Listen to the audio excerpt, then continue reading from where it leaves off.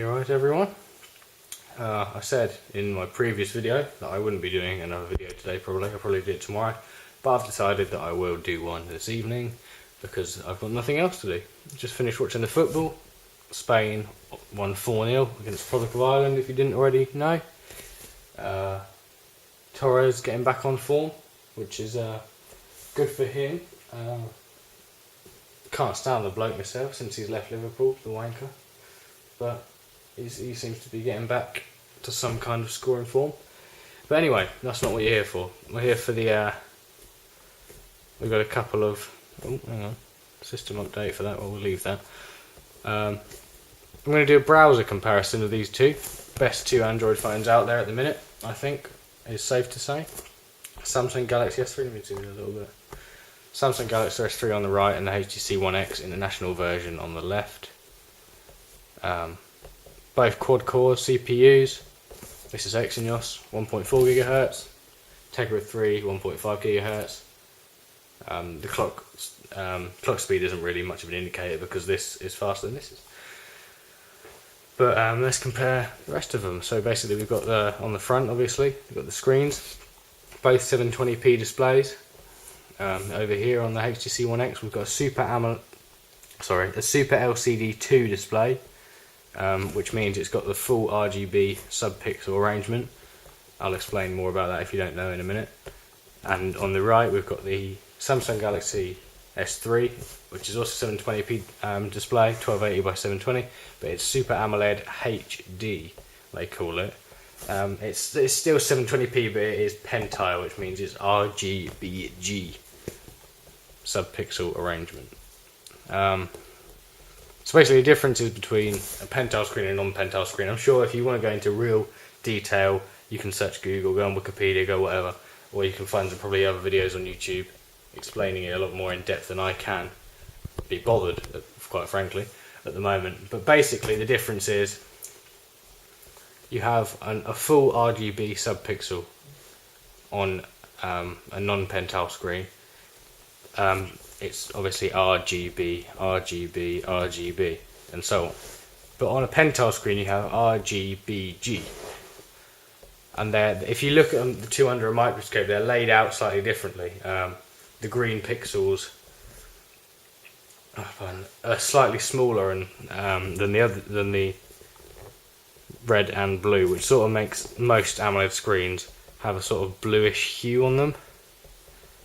If you look at, let me try and find something that's quite white. Look at the white down here. I'm not sure if you can see, but it is slightly more. They've done a good job, Samsung, because it's a lot better than before. But it's still slightly blue. Personally, I did say this is the best screen I've ever used. To be honest, I think this is better now. Like mainly because the contrast is so brilliant on the Samsung Galaxy S3, and the blacks are such deep blacks. I mean, the blacks are really good on this LCD2 panel that HTC have made. They've done a really good job on it. But obviously not as... You can never compare it to an AMOLED display. The levels of blackness. Blackness, is that a word? Well, it is a word now, I just said it. It might not be a correct word, but it's a word. Yeah, let's move on to the back. Let me turn these screens off. Both have 8 megapixel cameras. This is f2.0, this is f2.4, I think.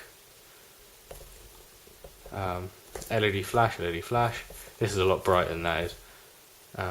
Speaker here, and then we've got individually milled speaker holes down there on the HTC One X.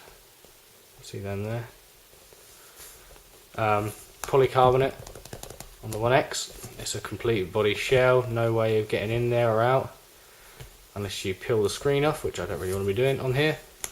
More of a plasticky shell, still quite a nice feel, but you can take that off. Battery is accessible, micro SIM is, and micro SD card is accessible as well, which is great. On the front, we've got 3 capacitive keys here, back, home. I don't know why they're not lighting up, but back, home, and multitasking here. And then here we've got 2 capacitive keys, menu in the back, and then a hardware home key. You see a nice little... Oh, what's S Voice doing? I've used S Voice a little bit, but I think it's just a gimmick, a bit like Siri really. Both shit, to be honest, in my opinion. Right, let's get on with the browser test. both stock ROMs, both stock browsers. I'm going to make it fair so we don't get any complaints. I'll clear the cache. Let me zoom in a bit so you can see what I'm doing. Clear the history here.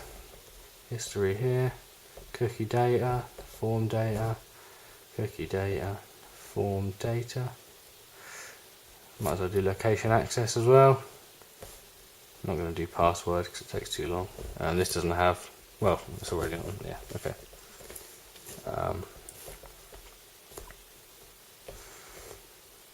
Plugins, we're going to turn to always on, give it more of a bit of a test. Make it a bit more tough for the two. Okay, and we're gonna do just some random,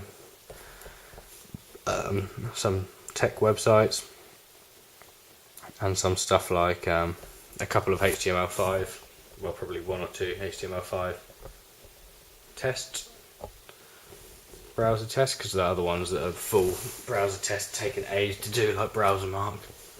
So first we're going to choose to do The Verge, and I'm thinking I hope they both come up as the mobile site, but probably one of them won't. So go 3, 2, 1. Oh dear. Press them at different times, unfortunately. I'm sorry about that. But you see, they're both very quick scrolling. We'll go full site. Click that at the same time, definitely. Neck and neck at the minute on the loading bar, both on the same Wi-Fi connection. SGS3 is there, all loaded. HTC One X, yep, very good. SGS3 is about 2 or 3 seconds quicker there. You can't really see on the camera that, or you can't see on my camcorder at the moment, but you might be able to see on your computer screen. But there's a noticeable difference when you put these two next to each other on the whites. This is a lot more bluish than this is, but they're still very nice. So I move these down here. Hang on a second. And twist this camera down a bit. Yeah, more of a. Yeah, that's better.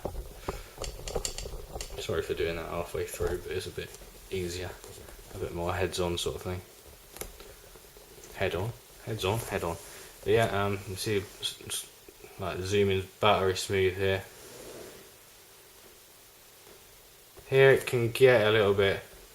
You can see there, it's not as smooth at all. It can be smooth at times, but it's still, most of the time it does. Lucy, what are you doing? What are you doing? Sorry, that was my dog's just decided that she would like to headbutt the bloody camera tripod. So sorry about that. Let's try another one here. Probably go to the mobile site again. We'll go to Engadget 3, 2, 1. Yep, both going to the mobile site. SGS3 is done.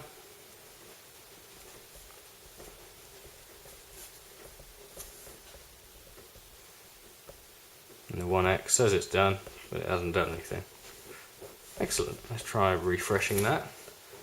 This is the thing I've noticed with the One X quite a lot actually. When it wants to work, it will work really well.